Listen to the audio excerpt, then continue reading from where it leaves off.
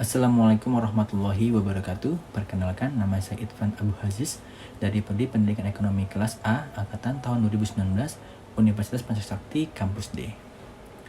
Dalam kesempatan kali ini, saya akan mempresentasikan materi aspek teknis dan operasi dari mata kuliah studi kelayakan dengan dosen pengampu yaitu Butin Hartini MPD sebagai tugas dari ujian tengah semester. Apa sih pengertian dari aspek teknis dan operasi? Aspek teknis dan atau operasi juga dikenal sebagai aspek produksi. Penilaian untuk kelayakan terhadap aspek ini sangat penting dilakukan sebelum perusahaan dijalankan.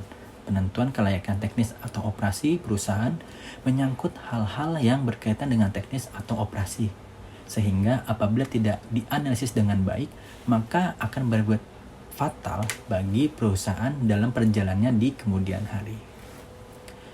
Hal-hal yang perlu diperhatikan dalam aspek ini adalah masalah penentuan lokasi, tata letak, penyusunan peralatan pabrik, dan proses produksinya termasuk pemilihan teknologi. Kelengkapan kajian aspek operasi sangat tergantung dari jenis usaha apa yang akan dijalankan, karena setiap jenis usaha memiliki prioritas tersendiri. Selanjutnya, tujuan dari aspek teknis dan operasi itu sendiri apa?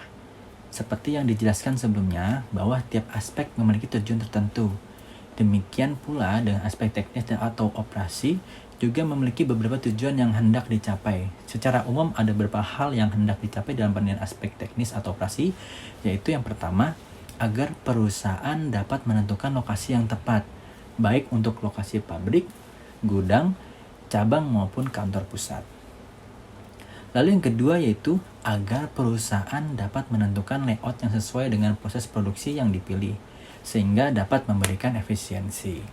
Lalu yang ketiga, agar perusahaan bisa menentukan teknologi yang paling tepat dalam menjalankan produksinya. Yang keempat, agar perusahaan bisa menentukan metode persediaan yang paling baik untuk dijalankan sesuai bidang usahanya. Lalu yang kelima, agar dapat menentukan kualitas tenaga kerja yang dibutuhkan sekarang dan di masa yang akan datang.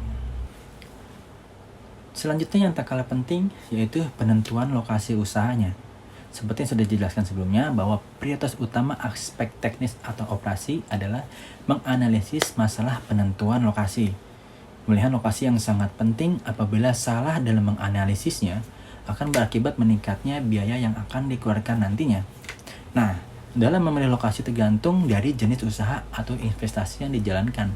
Terdapat paling tidak 4 lokasi yang dipertimbangkan sesuai keperluan perusahaan, yaitu antara lain yang pertama, lokasi kantor pusat, lokasi untuk pabrik, lokasi untuk gudang, dan untuk kantor cabang. Secara umum, pertimbangan dalam menentukan letak suatu lokasi adalah sebagai berikut. Yang pertama, jenis usaha yang dijalankan. Yang kedua, apakah dekat dengan pasar atau konsumen. Yang ketiga, apakah dekat dengan bahan baku. Yang keempat, apakah tersedia tenaga kerja. Yang kelima, tersedia sarana dan prasarana seperti contohnya transportasi, listrik, dan air. Yang keenam, apakah dekat dengan pusat pemerintahan. Yang ketujuh, apakah dekat dengan lembaga keuangan. Yang kedelapan, apakah berada di kawasan industri. Yang ke-9, kemudahan untuk melakukan ekspansi atau perluasan. Yang ke-10, kondisi adat istiadat, budaya, sikap masyarakat setempat. Dan yang ke-11, hukum yang berlaku di wilayah setempat. Lalu di dalam penentuan lokasi usaha pastinya memerlukan metode penilaiannya. Pertimbangan di atas harus dinilai secara matang untuk menilai lokasi yang sesuai dengan keinginan perusahaan dapat digunakan berbagai metode sesuai dengan kebutuhan perusahaan.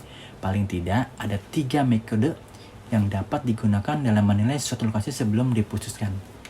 Yang pertama adalah metode penilaian hasil value.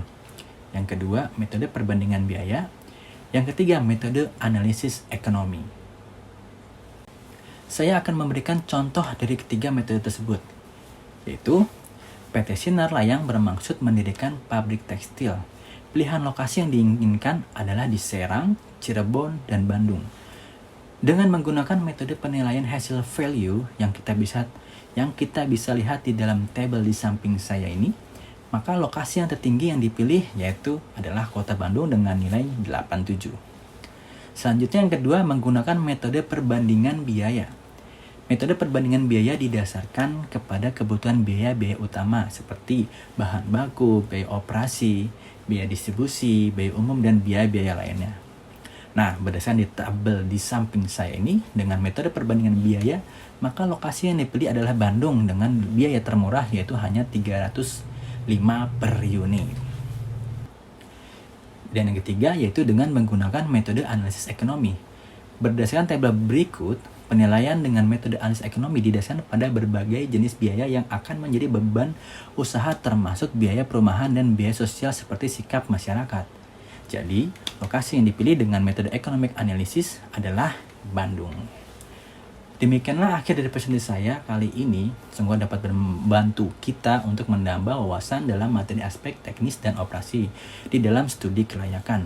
Akhir kata, dari saya Irfan Abu Aziz. Wassalamualaikum warahmatullahi wabarakatuh.